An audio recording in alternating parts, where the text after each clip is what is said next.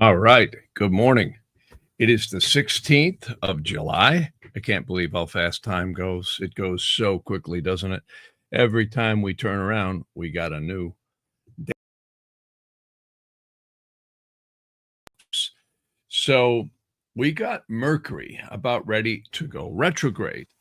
And, everybody's heard about Mercury retrograde. And I want to talk a little bit about, what does it really mean? Well, Mercury goes retrograde for everybody just a little bit different. And the reason why, it depends on the house that it happens in your chart. And it also depends a lot on the outer transits, the dashas you're in or cycles you're in, and how it aspects your chart. So it's a real big deal when Mercury goes retrograde. But it's also feared by everybody. And I will say this, that it's actually a great time to retrace, rethink, rework, and delve back into things that need to get ironed out. I often find it's a great time to do maintenance on vehicles, check your tires, your brakes, do, whatever you got to do that's maintenance around the house, whatever you're doing. Also, it's a great time for projects to go back in and rethink them and rework them. We got to look at, this whole thing with astrology and astronomy is really just energy. It's all it is. And I think the most powerful thing we all have is our conscious mind. And I have to say, when we assess what's coming at us, then we change the way we react to it, which is everything. Because reaction, I think, is the most powerful thing in the universe. We're not just victims at the effect of this energy, though sometimes I will say powerful aspects that I've seen in progressions makes you feel like that. And of course, that's the whole subject of karma. And I have seen things even in my own life. It's like, okay, this is a freight train. I can't stop it. The only way I'm going to get around it is step out of the way and let it go by. And that's even a reaction in and of itself. If you see a freight train coming at you or a Mack truck, get out of the way because you're probably not going to win. So even that in itself, that what's happening, actually allows you to adjust and take the most intelligent response that you can take from it, which I think is a really, really important thing. So just, let me kind of go through something here. Mercury is stationing right now as we speak. Now, what does that mean? That means it's just slowing down and coming to a stop. And it's going to do so.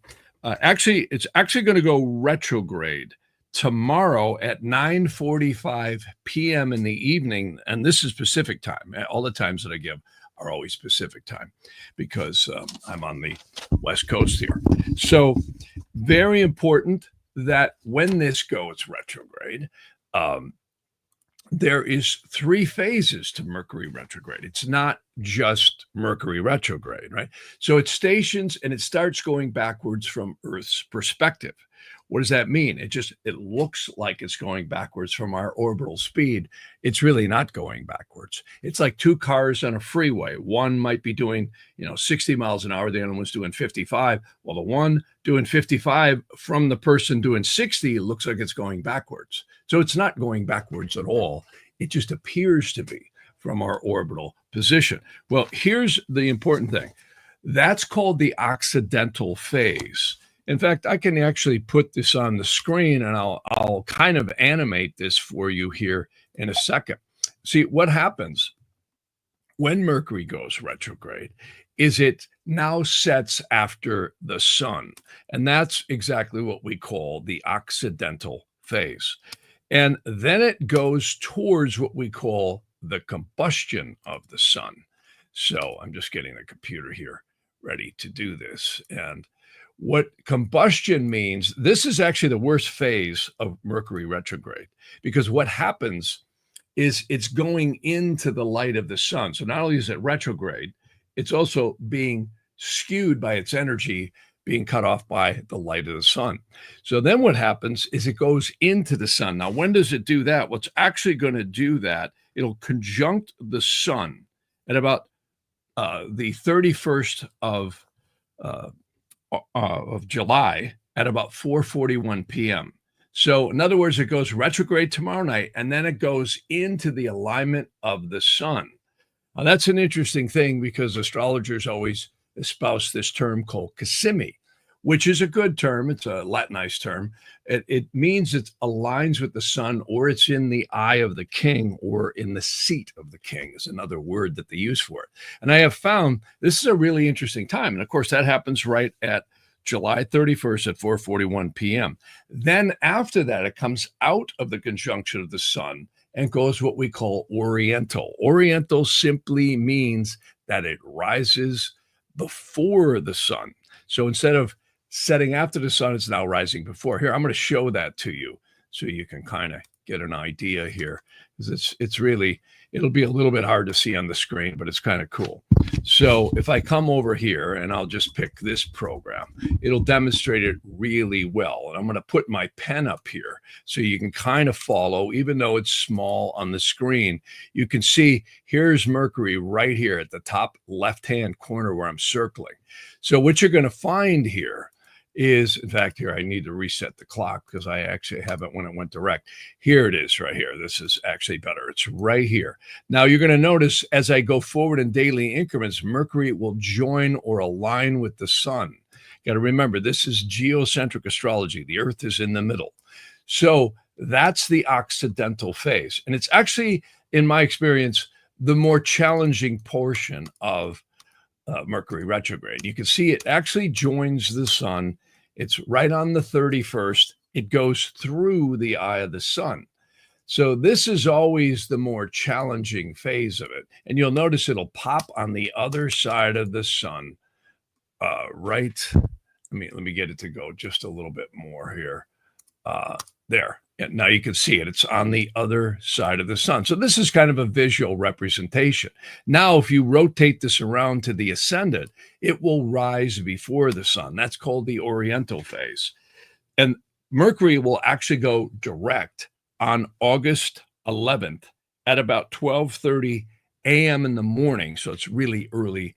It's right about 30 minutes after midnight on the 30th of what am I saying? On August 11th. So this is, kind of the phases that Mercury always goes through. And it's an interesting thing because people, I always like to point that out. And a lot of times I have to do what we call elections on that. I have people wanting to sign contracts, real estate deals, and I give them good times to do that. And I'm always thumb wrestling. Well, if they got to do it during Mercury retrograde, can we make something work? And the answer is yes, but you got to be really careful. I always try and make Mercury not rule anything. So electional astrology is one of the most advanced type of astrology. It's actually picking an auspicious time to get married, sell or buy real estate, take important trips, etc., sign contracts. I could tell you story after story after story of events that I've done over the last many, many years, last 4 decades, where people have said, yeah, I can make this work. And I say, well, don't do it on this day. And then they'll call me back and tell me the nightmares that have happened. And it's not that simple. So it's by far the most advanced type of astrology. But I have in pinches made signing documents during Mercury retrograde work. You just got to be really careful. And you definitely want the moon to do things. So anyways, yeah, I also want to mention that somebody has been texting me, and I can't remember the person's name. I apologize for not remembering, but mentioning how all these Texas floods are right almost exactly where the X was on the last major eclipse. And they're right about that. And eclipses stay hot for a long, long time. And I have to say, we're definitely always going to see eclipses. The next major eclipse we got coming up here is on September 7th. And then we got the echo to that. It's a partial eclipse. The September 7th eclipse comes up on the full moon. And then we have another one on September 21st on the new moon. So these things never stop. And again, eclipses are very magical because they happen at certain points and in certain configurations. And they're also a series of energies that starts at the North and South Pole. Sometimes these eclipses last up to 1,500 to 2,000 years. It's pretty amazing. the series that they're on. So anyways, yeah, people are saying floods everywhere. Again, this is the Saturn-Neptune conjunction that I've been speaking about. Again, Saturn literally has gone retrograde. Let me just look at my notes here. Yeah, Saturn went retrograde on the 12th of July. So that was just, about 4 days ago. So very, very, very powerful. And what you're going to find here is that it's also conjuncting the Neptune literally today as we speak. In fact, Saturn and Neptune are literally within 12 minutes of arc as we speak today. So it's not an exact conjunction, but it's real close. So yeah, in fact, let me look at my notes here. Yeah, Saturn and Neptune actually will be conjunct as we speak. Looks like the exact conjunction today is, I'm just looking for it here. Yeah, it's later in the day today. And very, very powerful when this happens, and it exacerbates weather. See, and again, this is the complexities of astrology. You never have one thing happening. What you have is a confluence of events. We also have this Kalasarpa yoga. And people say, well, what does that mean? Well, all the planets, except Pluto actually, are in between the nodes. And that just really kicked in here a couple of days ago as the moon ducked in here behind the nodes again. So what does that mean? Well, it's a weird energy. It's always a time where it's strange. And I notice people who are born with these or the moon breaking that, Donald Trump's one of them, always have exceedingly dynamic lives. They're here really for some very extroverted karmic purpose that is now coming to fruition. Not that I think all life isn't that way. There's no question. All of our lives are very dynamic. But I would tell you people with that configuration in their birth chart tend to exhibit very unique lives. They're usually bearing out some very rapidly dissipating karmas and powerful stuff. So, people are mentioning a lot of things here about floods. And they're also saying, yeah, people are also mentioning here in the comments that, where Neptune is to their birth chart. And see, this is what I have found is that whenever you get a conjunction of outer planets like this, like Saturn and Neptune, if it's connecting in your chart somewhere, it's double intense. I've been doing a number of readings lately where people may have Saturn and Neptune crossing their ascendant. Well, that's the double whammy. Why? You've got Neptune, which takes 180 years to go around your birth chart, and you got Saturn conjuncting. That's like extremely powerful. Saturn and Neptune is a strange energy. It's reality dissolving, and it's happening close to a fixed star called Shiat. What is that rule? Drowning, death by water, or trouble with water. So it's a really powerful fixed star. And again, these fixed stars keep rearing their heads when things are in close proximity to it. It's very, very, very powerful. I made some notes here about that. And the other thing that we're going to have is, again, we're going to have the Alcyone is conjuncting, or I should say Uranus is conjuncting Alcyone, which is really powerful. That actually happens 2 more times. And that right now, as we speak, just happened yesterday. So very, very powerful stuff. And look at the world right now. We've got, Russia and Ukraine heating up even more, possible sanctions. The world's in a very intense place right now. And let's hope we don't see any major trouble. Remember, Uranus is going to retrograde back over Alcyone, which is one of the stars in the Pleiades, 2 more times, and it won't finish until next spring. I'll be giving exact dates on that as we talk, but very, very powerful. So, somebody says I'm swimming today for work. So, yeah, I mean, it's been pretty intense, this weather, and that's what I kept getting. Let's hope my interrogation is right about the Southeast Asian earthquakes. I think we'll get some. But, it's interesting. We're going to see more shakers. There's no question about that. We do have a general alignment of planets happening, and it's happening for a while. But they're not super tight. It's not super, super tight, but it is tight enough to cause earthquakes. And again, we're going to see how that lines up. But anyways, Somebody says, I hope you're dry. What a heartbreak. I have lived all over them. Yeah. Air Force brat. Yeah. Yeah. Weather is so powerful. I was just talking to someone in Northern California yesterday, and they really get some weather up there. It is very, very powerful.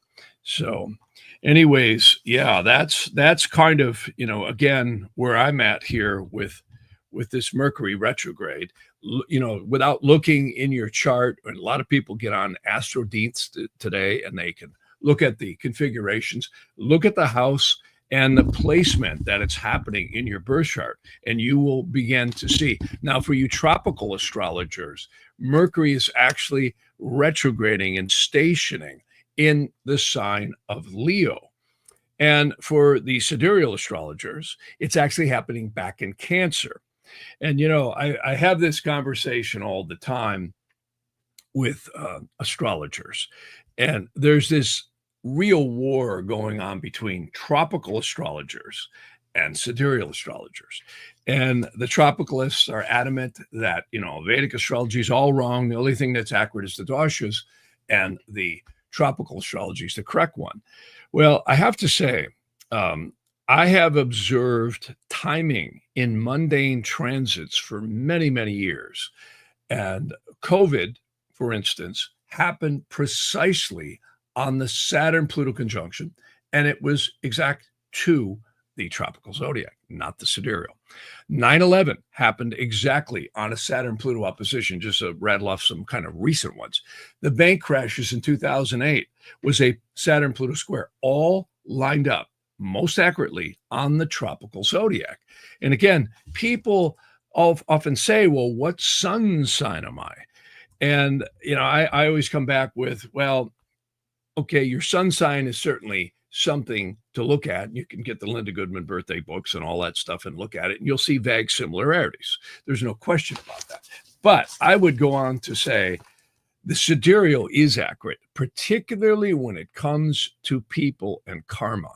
And that's the enigma, because these two zodiacs are actually separating, and they have been separating ever since the 3rd or 5th century.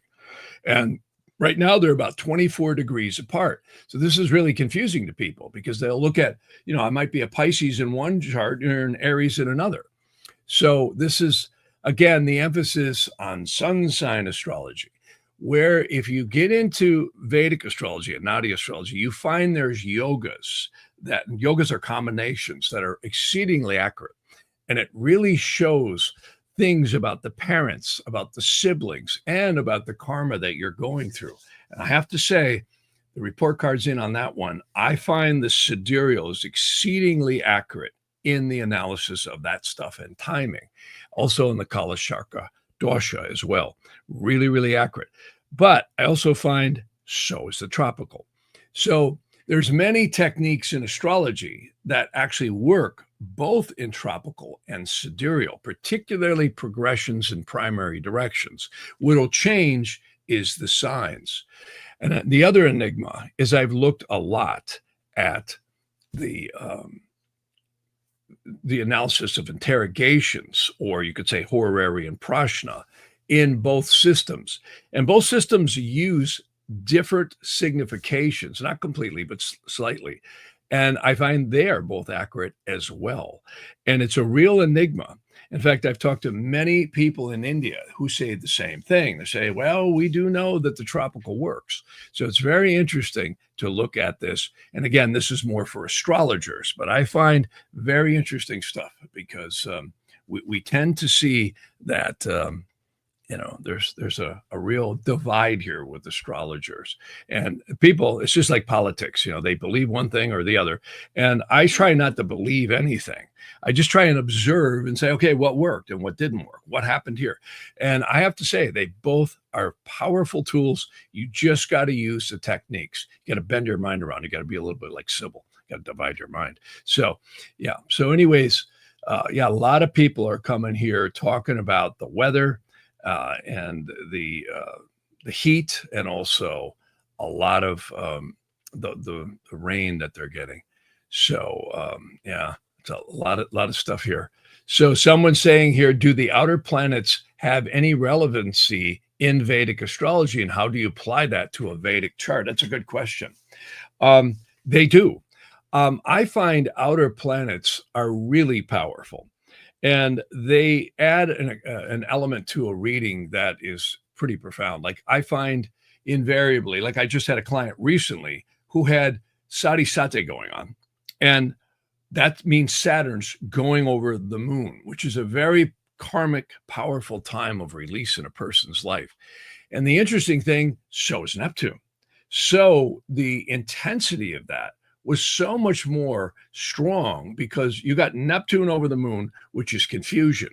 And, I always go back to the diagrams that talk about the division between consciousness and subconsciousness. I may put that on the screen here because that's actually a really interesting thing to keep bringing up.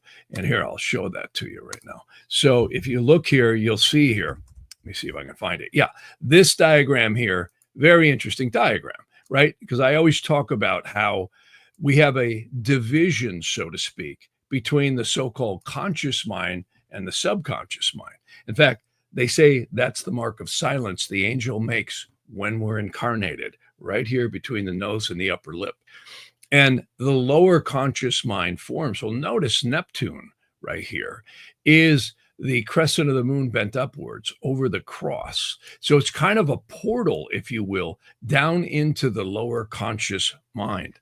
And Neptune often brings confusion and delusion. It can bring spirituality. Notice Uranus is also up here. Uranus is also equated with sudden, unexpected, eclectic changes. Uranus is also associated with out-of-the-box thinking, eclectic thinking, or ingenious aspects. And it's very interesting because Uranus also is synonymous with the Sephiroth. In fact, a lot of people will recognize that this is the tree of life, which everybody says is the Kabbalah, but it's actually very, very old, and it's a great way of looking at things. And what I like about looking at the tree of life is it actually kind of puts into perspective the different planetary energies. So Uranus is also the collective wisdom of the soul. And notice Pluto is right up here at the top. And Pluto is the sun over the crescent over the moon. And you might say, well, okay, well, what does that mean? And I know Pluto's been demoted from being a planet, but Pluto to me acts like raw power. It actually acts like an amplifier. It's almost like a magnifying glass. Whatever it's with, it intensifies. And I know I get feedback all over the world from people. Oh, I just moved to a Pluto-Mars line. And the person's getting in fistfights at gas stations with road rage. Or he's just totally feeling, intensified. Pluto amplified Mars. I get other people who move on Pluto-Jupiter latitude crossings in their location astrology, and they want to start a religion. Though I wouldn't recommend that, but they find this euphoric intensity, which is actually quite positive, very spiritual, very uplifting. And it also matters how these things aspect your chart. So yeah, Neptune, Uranus, and Pluto, even in Vedic astrology, I find they're exceedingly accurate. And many astrologers drop back to just using the aspects. And I can tell you, even if you just use the aspects, like if something's squaring, trining, conjuncting, opposing, you're going to get a lot of information, even if you don't look at the signs. You'll get a lot more if you look at the signs. Now, the question this person's asking, what's more accurate, the sidereal or the tropical?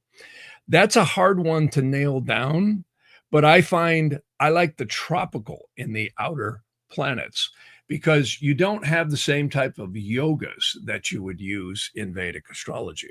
Again, you got to bend your mind around. So it's a lot of heady stuff. Astrology is very, very heady, but it's amazing at how it shows the cycles within your life. It's pretty amazing. And again, belief is not required.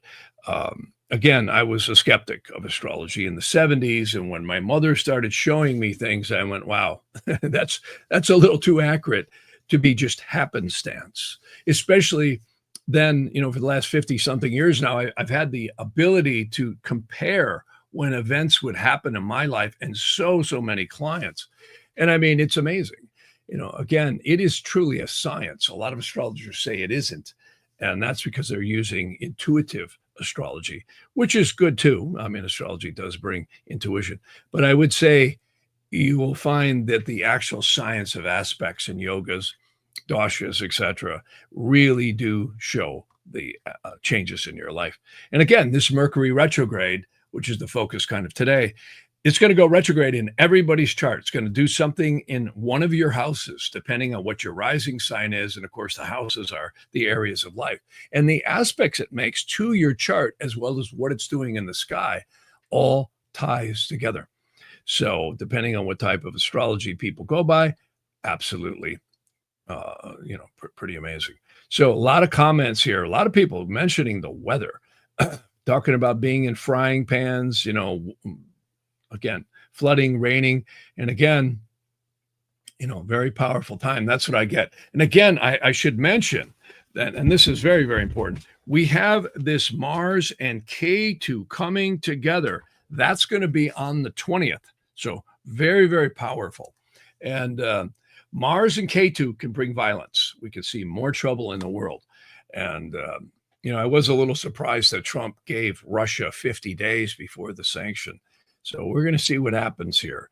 Things could rear their heads. I haven't really directly looked at any interrogations, but I can say that, clearly this is a dicey time.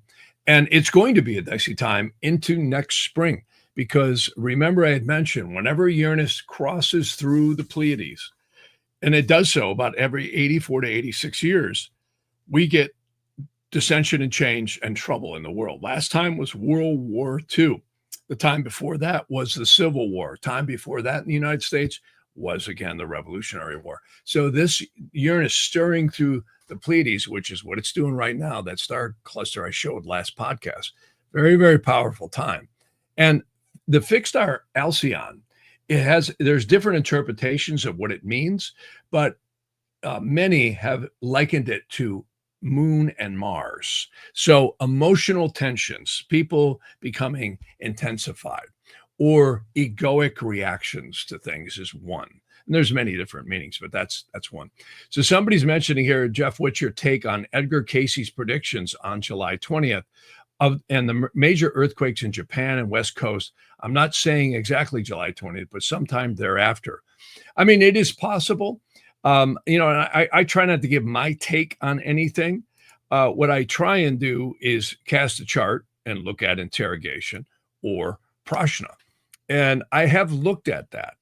And again, my take is it's not going to be as severe as what everyone's saying. Now, I just cast another chart on that just now, and Mars is in the ascendant. I think we're going to see some earthquakes.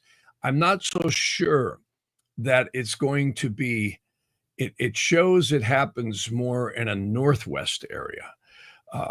If I'm reading this chart right, the Pacific Northwest is a possibility of that happening.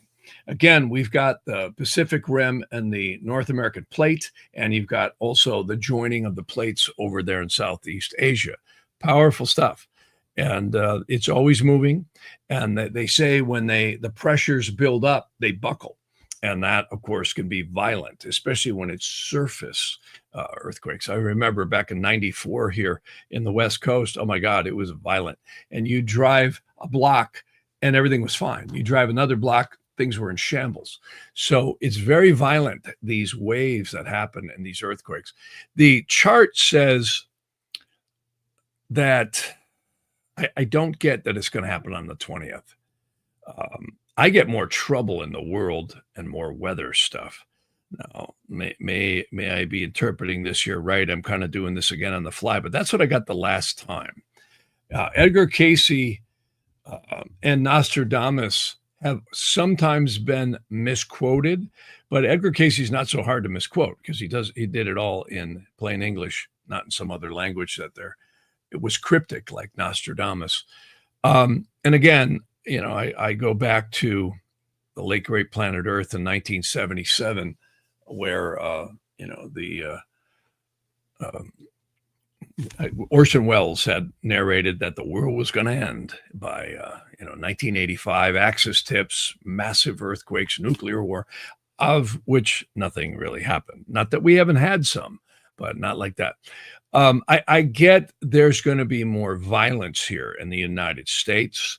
Um, and again, uh, we could see more pushback in that aspect.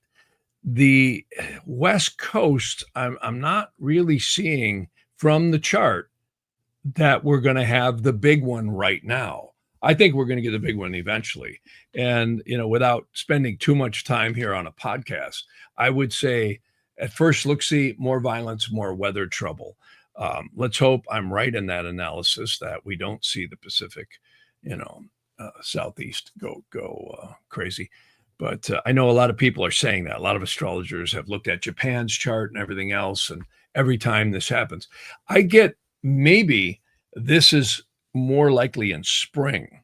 It does show that we're going to see more violence, more weather intensity, and maybe these earthquakes might come around in the spring. I'd have to take a deeper look when I'm not on a podcast. Interrogations, I like to spend a little bit of time on them. Sometimes I spend up to 20 minutes to a half an hour looking at it, and I come back to it a few times. And you got to be very methodical because people want answers on the fly, and oftentimes you will miss things if you don't be very methodical in the analysis. But what I didn't like about that question is that Mars and Ketu, the conjunction was happening in the ascendant of the chart, which means violence. It means more trouble and more dissension.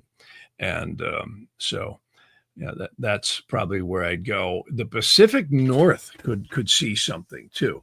Earthquakes pop up all over the place. Remember, we had earthquakes in the 1800s in the middle of the country where the Mississippi River flowed backwards for like 2 weeks, really intense. So earthquakes can pop up anywhere. I'm not getting, maybe this eclipse, this fall on the 7th is going to tie into some of that stuff in the spring. So let's hope it doesn't happen. But, it's good when earthquakes happen frequently and release the pressure on a slow basis, which is kind of what's been happening here for a while. But they've been predicting the big one here in California for a long time. I always think about that when I drive past the Salton Sea in California, which is just a little bit east of Palm Springs. And I look at my altimeter and I'm actually 200 feet below sea level. That's something to think about, huh? How would you like to be in an earthquake in that?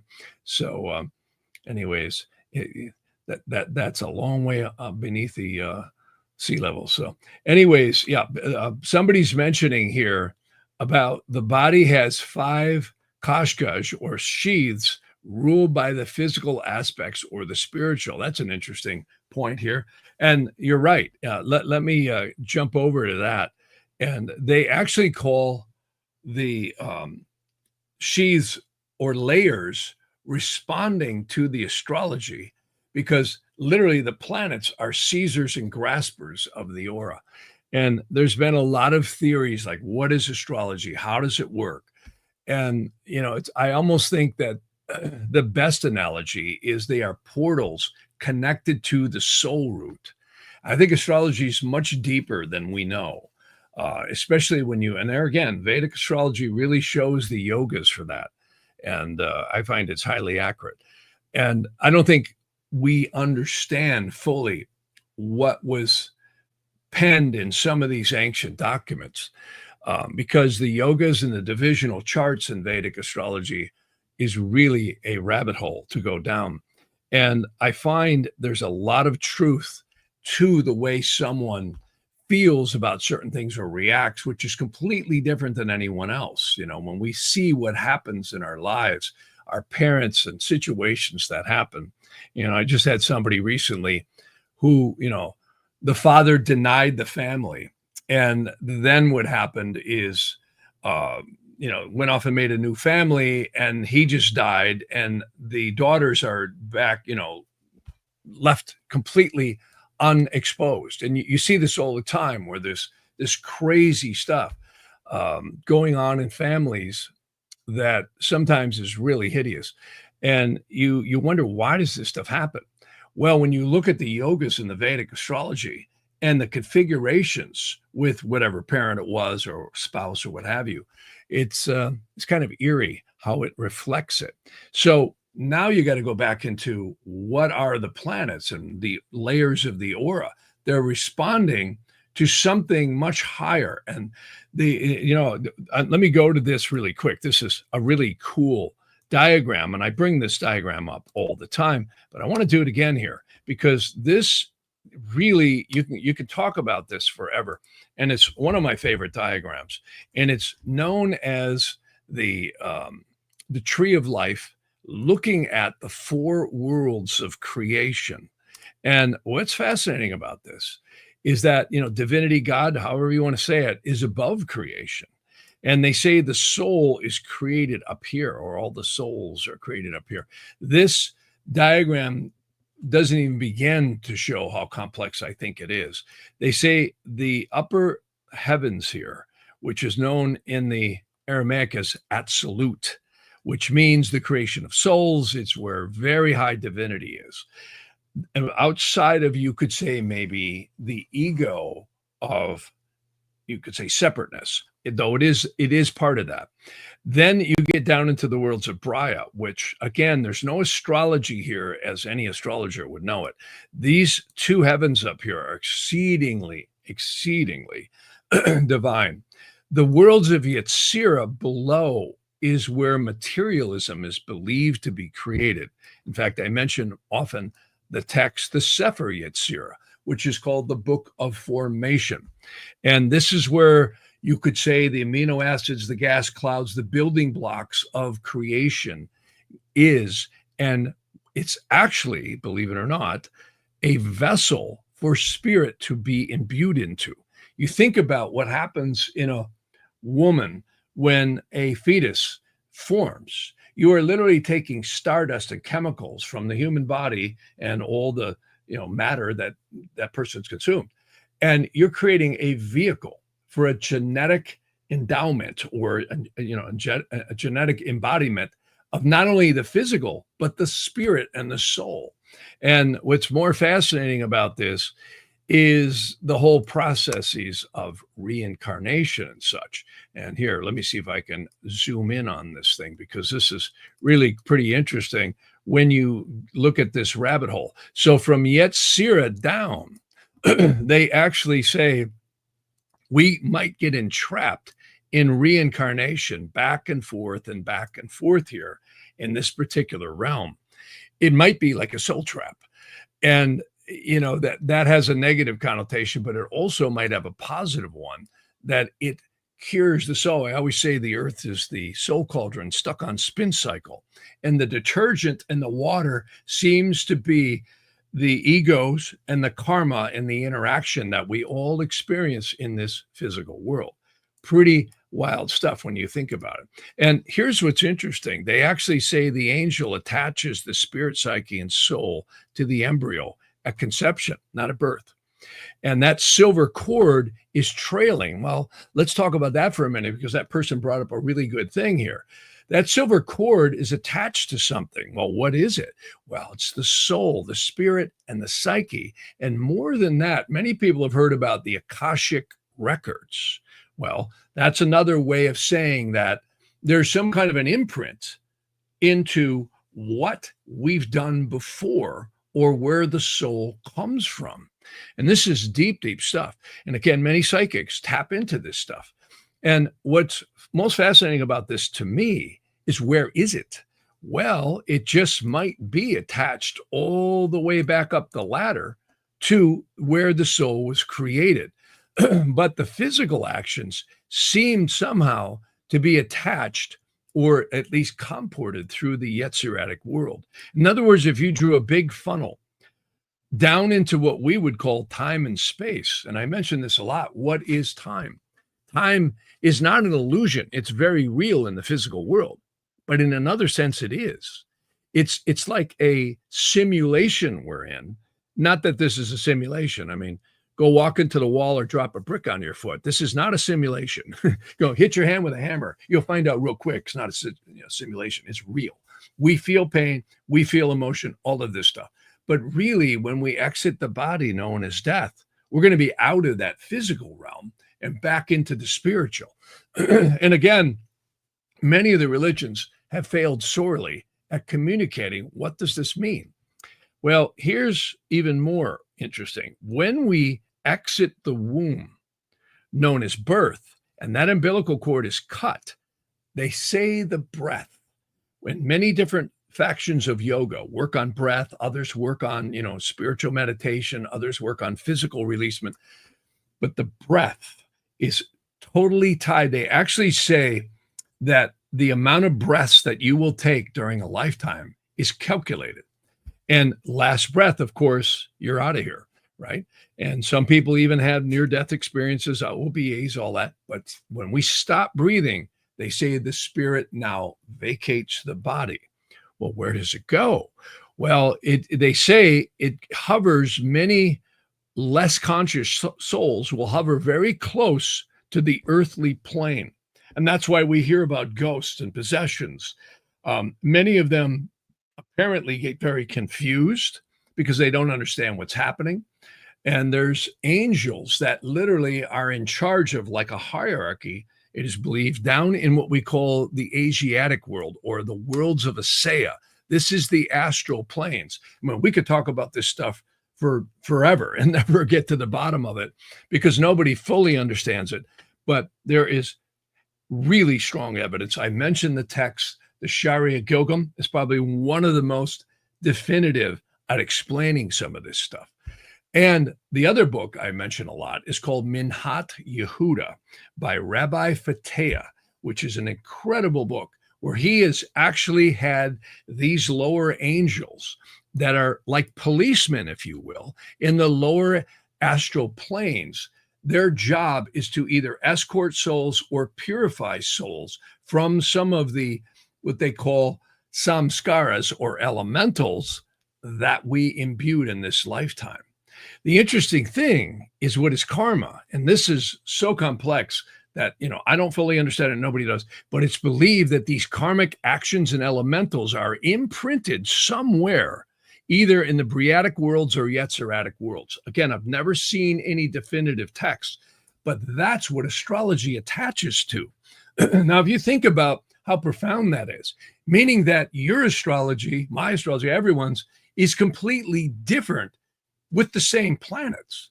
And again, I use the analogy of a satellite. Right now, you're probably hearing me through satellite communication. Why? Because we're on StreamYard.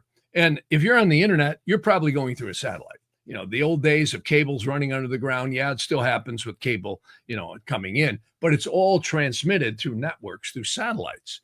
Well, that satellite's transmitting potentially billions of signals that are all discrete, individual, and not intermixing with each other. Well, now the analogy to astrology comes back. Think about that. The same Saturn is transmitting through your soul root and mine and everyone else's completely individually, discreetly, and uniquely. Think about that. We have a matrix here. I always say, forget Trinity, Neo, and Morpheus. You have a matrix, and the layers of the soul seem to respond to this energy down into the physical world. And they actually say there's 5 layers to the soul. And what's fascinating about that is the earth is the lowest layer, called the Nephesh, the lower conscious mind that forms within us all. And the lower conscious mind is not us. And we're all really smart. See, I love this diagram. I show this diagram a lot, but this is really excellent because it shows what I'm speaking about. So you can see down here, it's kind of small. Maybe I can zoom in a little bit. It's called the Nephesh. What does that mean? Well, that is the lower conscious mind, which forms as the fetus is forming, and most importantly, as we exit the womb. Because, you look at a child, they're like a white sheet. Now, some are very intuitive, and you can see it in their eyes. But nonetheless, the lower conscious mind has to get the mechanics of the body, has to learn how to stand up. Most kids can't stand up when they're born, right? And in fact, some say you can't see it all right away. It takes the eyes a minute to come in. So for the TV set to come on, because that's what it is. You're watching a movie. Anyways, the bottom line is the lower conscious mind in that system was known as the Nephesh. It is our perception, or better yet, our emotional perception of reality. And this is why AI and all this stuff with these big buzzwords and robots are never going to be like you and I, because we take logic and we emotionalize it. Everybody responds.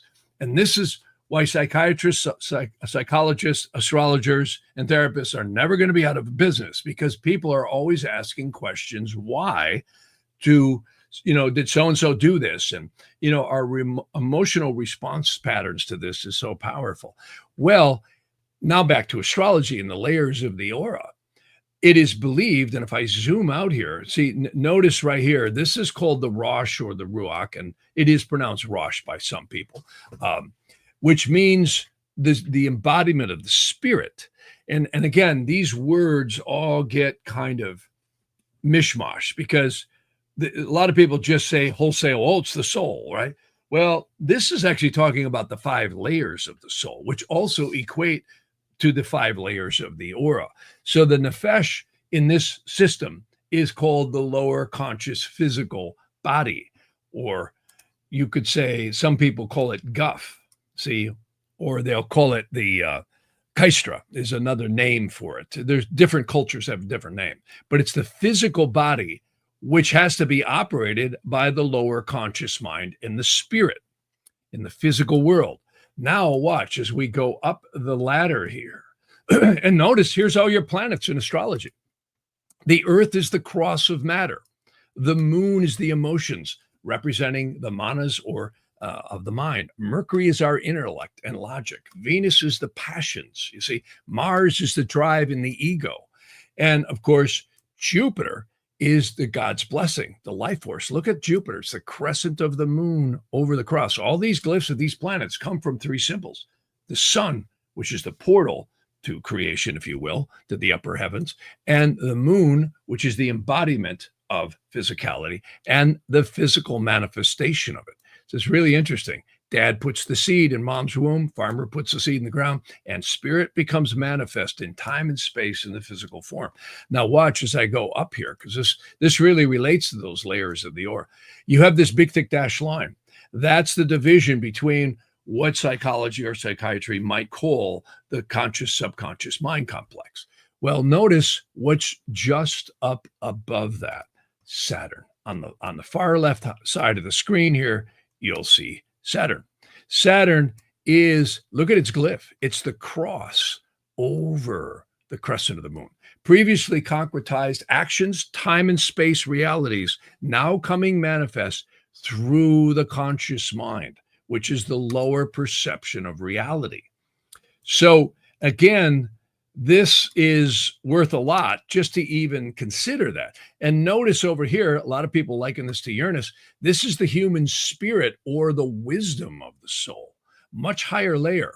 See, they call it Haya, or some people call it Hokmah. Hokmah is a strange word in the Aramaic and the Hebrew that means wisdom. It is the wisdom of the soul, where it is believed that at some point in what humans call time, outside of this time-space reality, we remember all these incarnations, and then at some point it integrates back up into the upper soul. This is really deep stuff, and by no means does anybody have total authority on this. And I can tell you, I don't either. But I can tell you, if you ever want to read the Shahara Gilgum or Shahara Gilgum, quite fascinating. It's a really interesting book. And the book I mentioned by Rabbi Fatea, which is Minot Yehuda, he actually has story after story. Chapter 88 in that book is literally over 200 pages of stories of disincarnate souls, of course, people who passed on, who got trapped in the lower astral worlds, got scared, jumped into somebody. That's called possession. And I've seen this 100 times, more than that, where clearing someone else gets in and walks out. And this is the mysteries of astrology, the matrix of this. I constantly see in readings, certain individuals will have releasement points throughout their lives. Now, many people in ufology talk about these as walk-ins, all this different stuff. Absolutely amazing. That's why it takes me 40 minutes to get ready for a reading. I'm writing down all this stuff, and I'm, tracking what's happening. And nobody's the same. Nobody's the same. So this was a great question that person brought up on the layers of the aura, because what we have here is literally a time-space machine where karma plays out. I always say God created time, so everything wouldn't happen at once.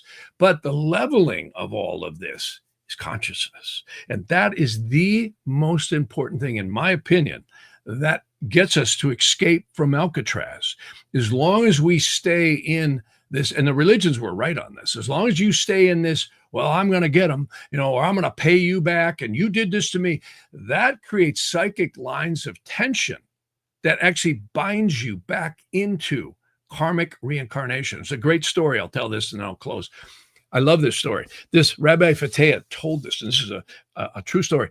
Back in the late 1700s, or I think it was the 1800s, this man had made a bunch of money.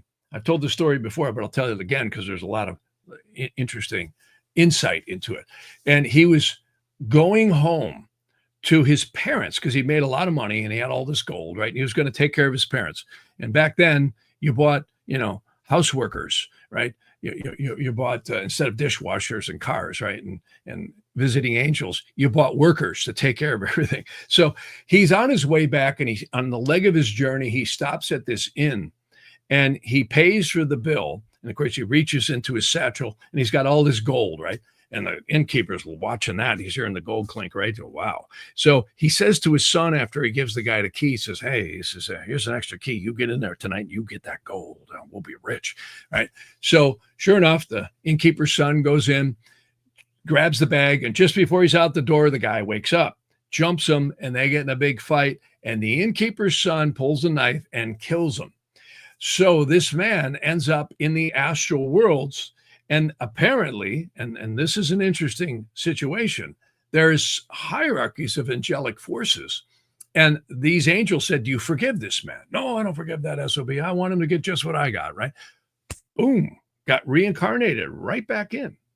And his whole sole purpose was to, avenge this thing. And I don't think he consciously knew it. You'd have to read the story, but it's in that book, Manot Yehuda.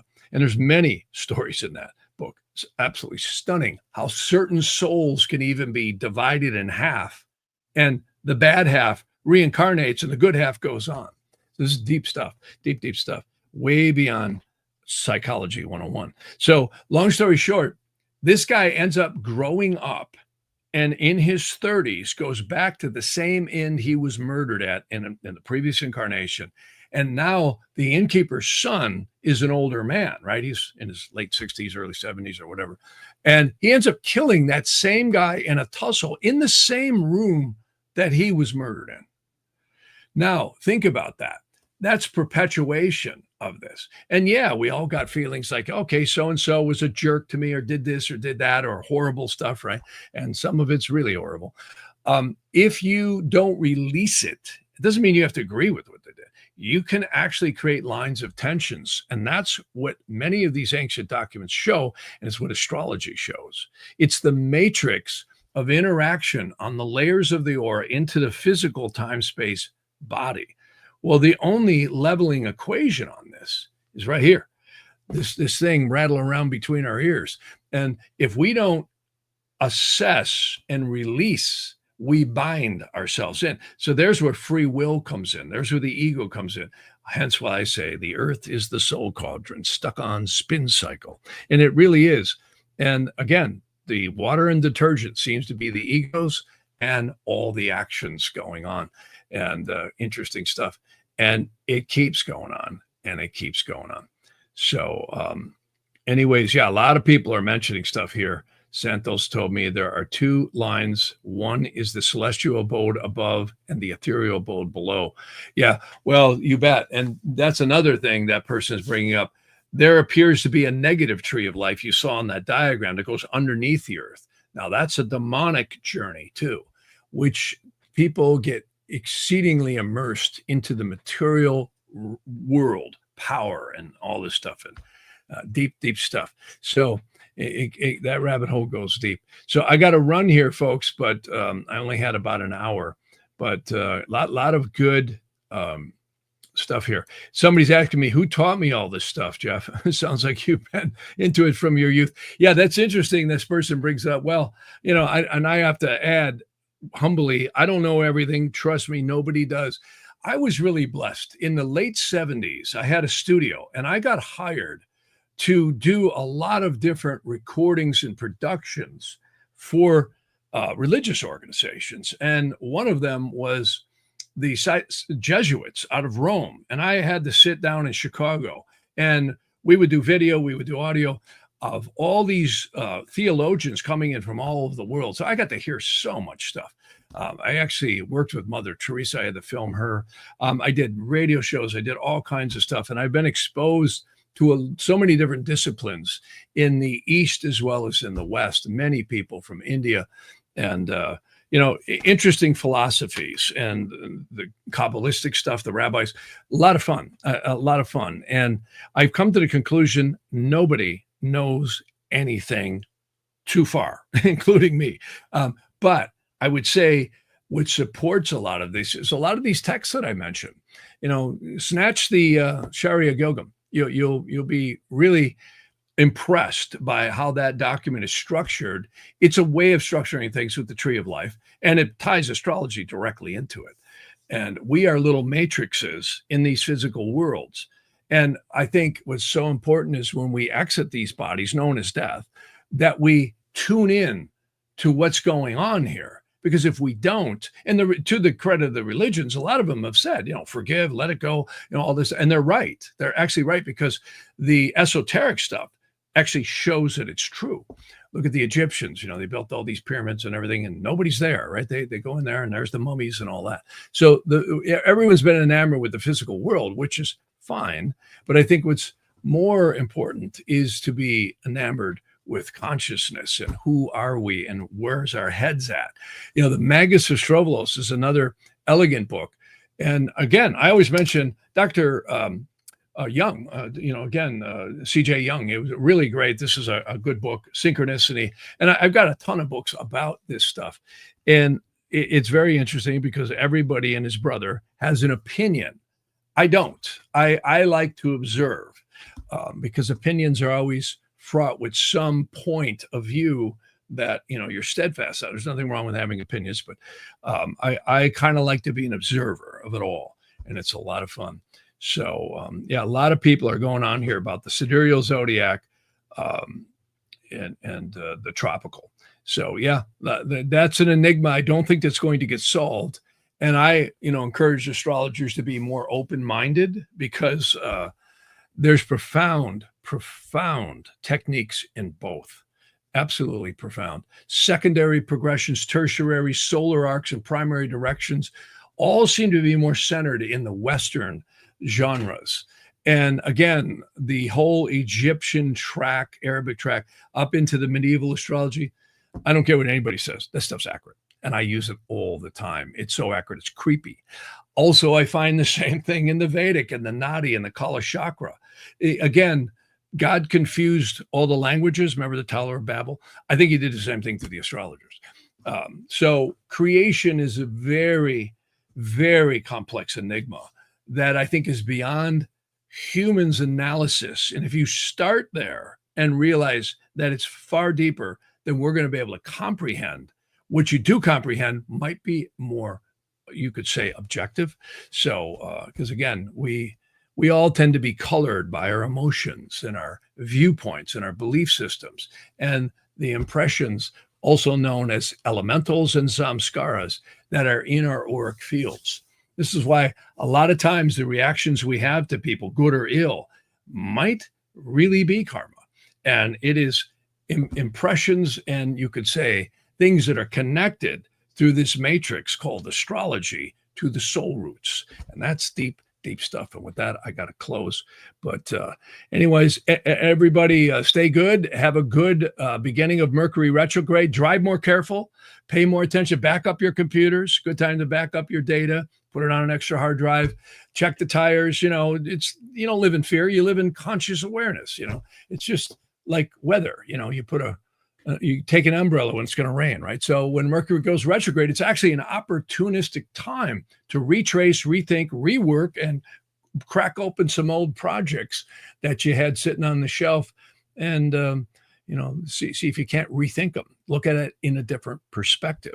Mercury goes retrograde 3 times a year, And it's never going to stop going retrograde 3 times a year unless the solar system rearranges. And if that one happens, we're all going to be looking for a different place to sleep the next night anyhow. So many blessings, everybody, and we'll talk to you on this Sunday.